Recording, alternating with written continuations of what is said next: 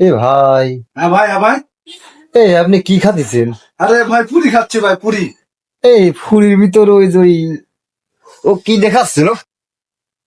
আরে ভাই কোন না, বাসায় যাই যে ভাত খামো, বাসায় যাই দেখি ভাই বউ গরম ভাত হয়ে গেছে ঠান্ডা, এখন কি করবো? এখন মনে দুঃখে এসে বনে যাই না যাই দোকানে আইলাম হোটেলে, দেখি দুটো পুরি খাই, এ ঠান্ডা গরম যাই হোক। পুরি তো ঠিক আছে, যাই হোক ভালোই ঢকঢক হইছে, কিন্তু ওই পুরীর সঙ্গে ওই কি খাচ্ছেন? আরে ভাই স্পেশাল ঝোল, স্পেশাল ঝোল ঝোল। ঝোল? Yes. ও বাবা, মুরগি কিনা টাহানি পকেটে, তাই না?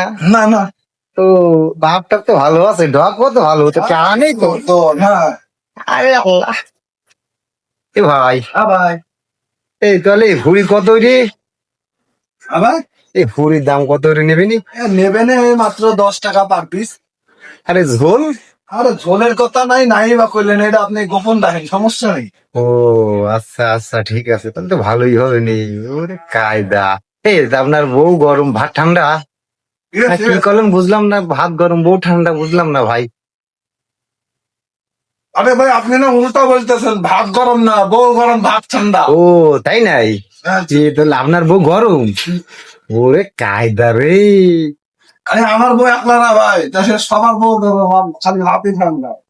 এই ভাই, বউ গরম কিভাবে হয়?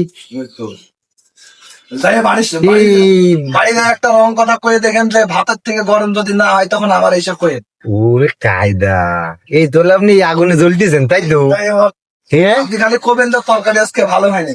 আপনি আগুনে জ্বলতেছেন? আরে আমি খালি জ্বলছি না, আমার বাপ দাদা 14 গোষ্ঠী চলে আসছে। ও, সবাই জ্বলতেছে, তাই তো? আচ্ছা, এ ভাই, এই তাহলে আপনি খান, আমি দোয়া করি আপনার জানো এই জলাজলি জীবনে শেষ না হয়। আরে